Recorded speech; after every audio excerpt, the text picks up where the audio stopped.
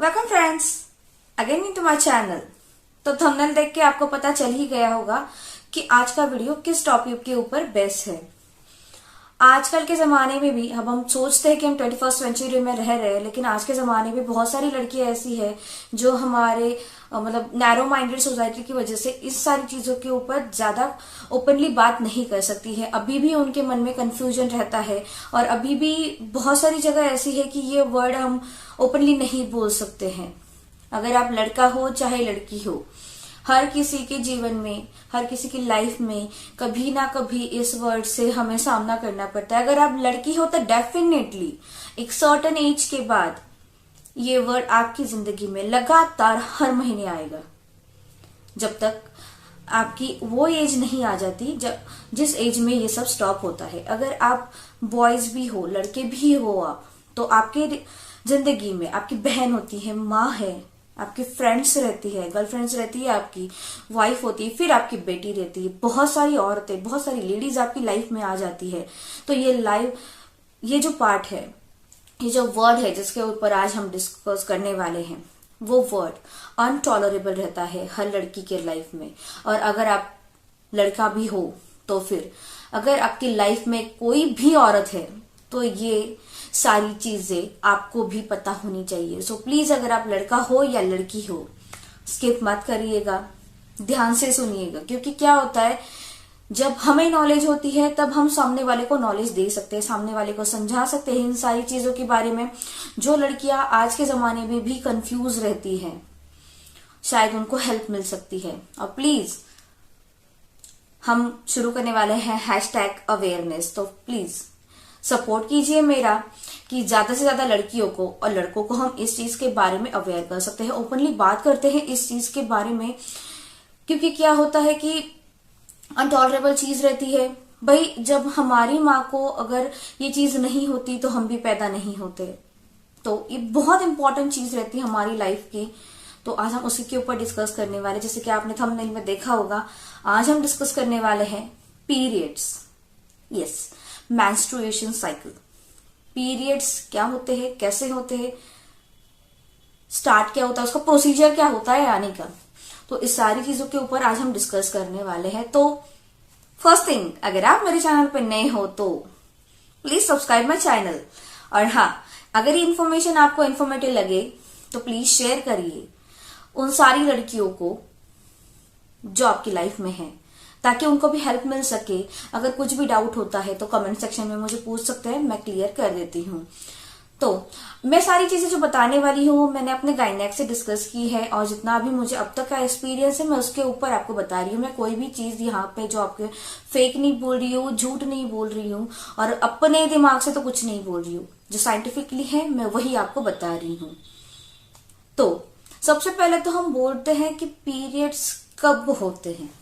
तो बाबा एक एज रहता है, टीन एज रहता है, मतलब हम नॉर्मल लड़कियों की बात करें तो हम 12-13 ये लिमिट होता है आजकल का। पहले के जमाने में 15-14 में होता था, लेकिन अब के जमाने में लड़कियां को ज्यादा जल्दी आते हैं पीरियड्स, और कॉमन साइकिल रहता है। ये पीरियड्स का जो साइकिल रहता है वो मैक्सिमम मतलब 28 डेज का रहता है।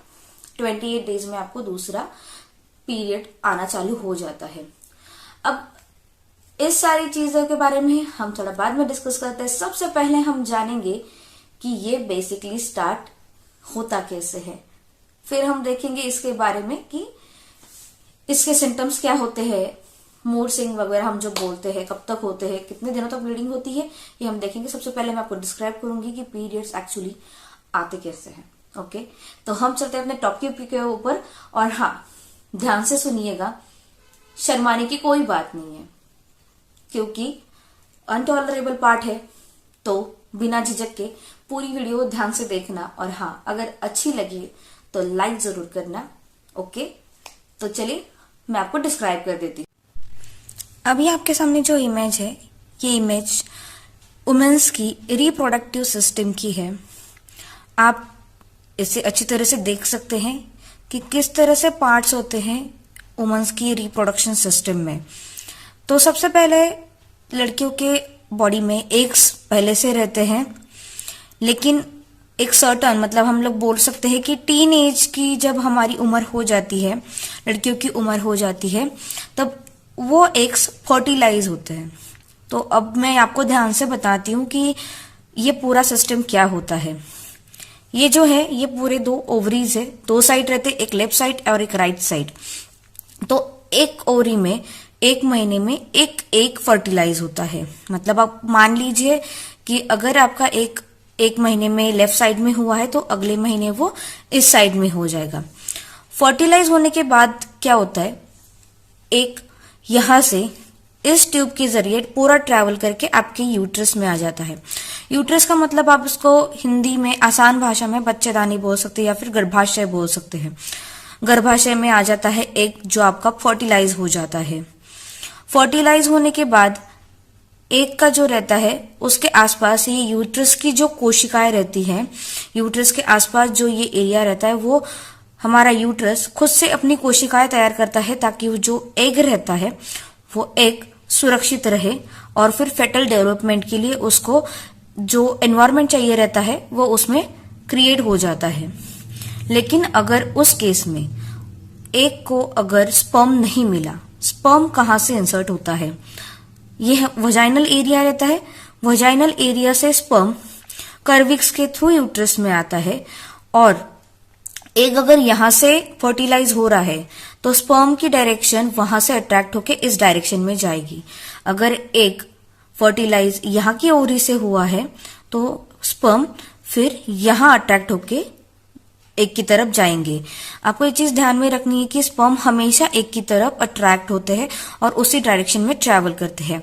लेकिन बहुत ज्यादा क्वांटिटी होती है जब स्पर्म वजाइना में इंसर्ट होते हैं। अगर आप अपने पार्टनर के साथ इंटीमेट होते हो तो उसके बाद जो क्वांटिटी रहती है स्पर्म की बहुत ज्यादा रहती है, लेकिन यहां से ट्रैवल करते हुए जब तक स्पर्म्स यहां तक आ जाते हैं, मतलब यूट्रस में आ जाते हैं वजाइना से ट्रैवल करने तक, कर्विक्स का जो एरिया रहता है, बहुत सारे जो स्पर्म रहते हैं वो डेड हो जाते हैं।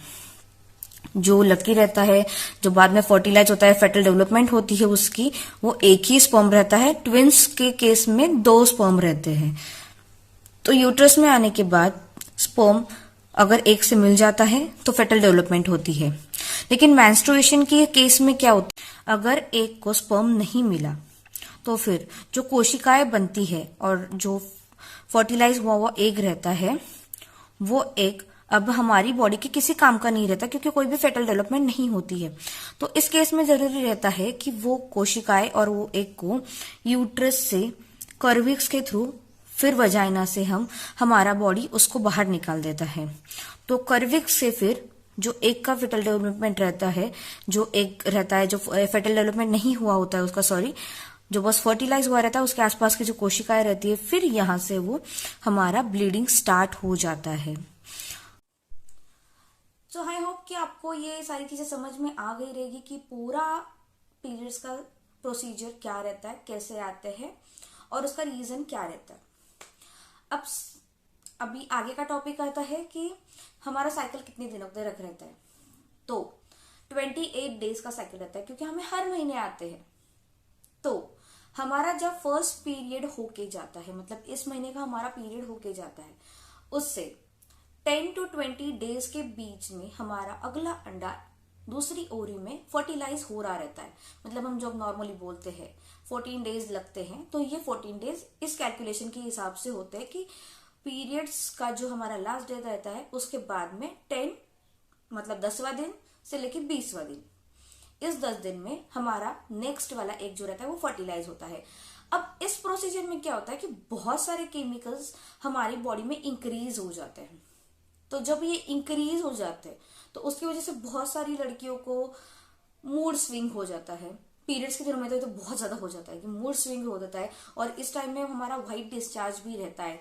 अगर आपको व्हाइट डिस्चार्ज के ऊपर भी एक इन्फॉर्मेशन वीडियो चाहिए कि क्या होता है, कैसे होता है और उसके ऊपर क्या करना चाहिए, कैसे प्रिकॉशंस लेनी चाहिए, तो आप मुझे कमेंट सेक्शन में जरूर बता सकते हैं। तो उसके ऊपर भी हम वीडियो जरूर बनाएंगे। तो 28 डेज के साइकिल में हमें नेक्स्ट हमारा पीरियड आ जाता है। नॉर्मल जो ब्लीडिंग रहती है वो 4 to 6 डेज के बीच में रहती है। अगर उससे ज्यादा आपको ब्लीडिंग हो जाती है, मतलब 10 दिन, 12 दिन, 15 दिन, तो आप प्लीज अपने गायनेक से कंसर्न जरूर कर लीजिएगा, क्योंकि हमेशा आप ये ध्यान रखना कि ज्यादा कुछ गंभीर बीमारी होने से अच्छा हम पहले ही अपने गायनेक से कंसर्न कर ले इन सारी चीजों के बारे में। बहुत सारी सेंसिटिव चीजें रहती है हमारी ये, तो पहले हमें डॉक्टर से हमारी कंसर्न करना चाहिए कोई भी घरेलू नुस्खा अपनाने से पहले। तो ये जो हमारे मैक्सिमम 4 to 5 डेज रहते हैं, उसमें जो फर्स्ट 2 डेज रहते हैं वो हेवी ब्लीडिंग वाले रहते हैं, जिसमें हमारा ब्लीडिंग जो रहता है वो ज्यादा रहता है। उसके बाद हमारा ब्लीडिंग थोड़ा कम कम होता जाता है। इसके ऊपर भी डिपेंड करता है कि आपका ब्लीडिंग किस कलर का है।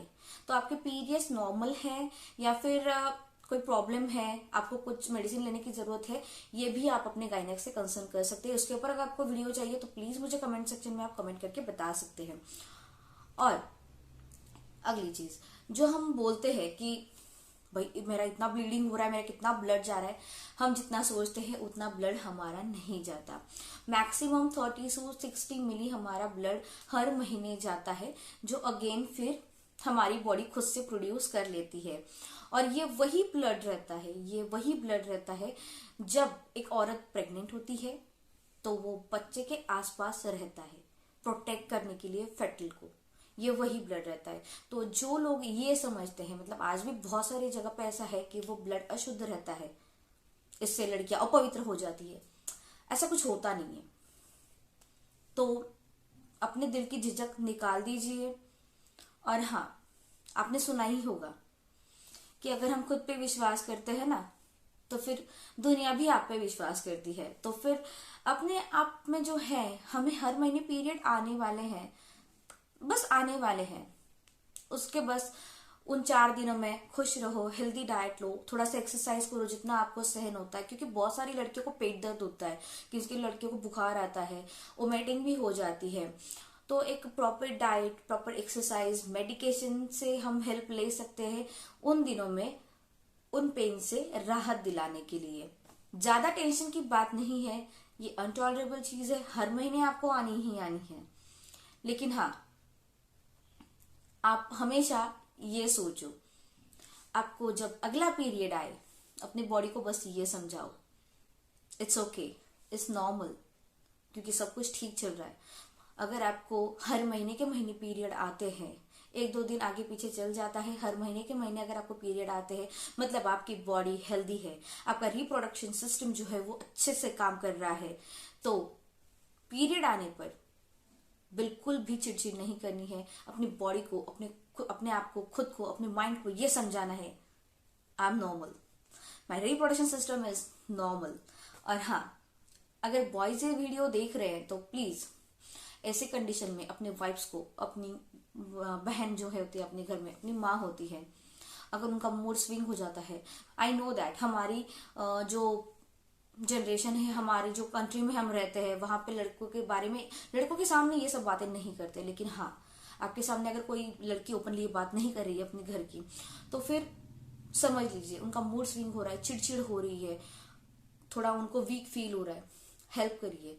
क्योंकि आप नहीं समझ सकते हैं कि उन दिनों में वो किस दर्द से गुजर रही होती है। अगर आपके घर में कोई वर्किंग वाइफ है आपकी, या फिर आपकी बहन काम कर रही है, तो वो घर को भी संभाल रही है, जॉब भी कर रही है, और सेकेंड चीज, ये सारा पेन सहन करने के बाद भी वो हाउस होल्ड वर्क भी कर रही है, और ऊपर से अपने मूड को कंट्रोल भी कर रही है ताकि किसी और का मूड खराब ना हो। तो प्लीज गाइज, अपने आसपास की जितनी लड़कियां हैं समझा करो थोड़ा सा, क्योंकि ये आपकी बेटी के साथ भी होने वाला है, आपकी वाइफ के साथ भी होने वाला है, और आपकी माँ के साथ भी होने वाला है, और आपकी बहन के साथ भी होने वाला है। तो फिर ज्यादा उसको सीक्रेट रखने की कोई चीज नहीं है। और हाँ, आपको ये वीडियो अच्छी लगे तो प्लीज मुझे कमेंट करके बताना, लाइक और शेयर जरूर करना, और हाँ, सब्सक्राइब करना बिल्कुल नहीं भूलना। हम अगली वीडियो में बात करेंगे कि फेटल डेवलपमेंट कैसे होता है। So please wait for my new video. तब तक के लिए bye bye, and girls stay happy and stay healthy.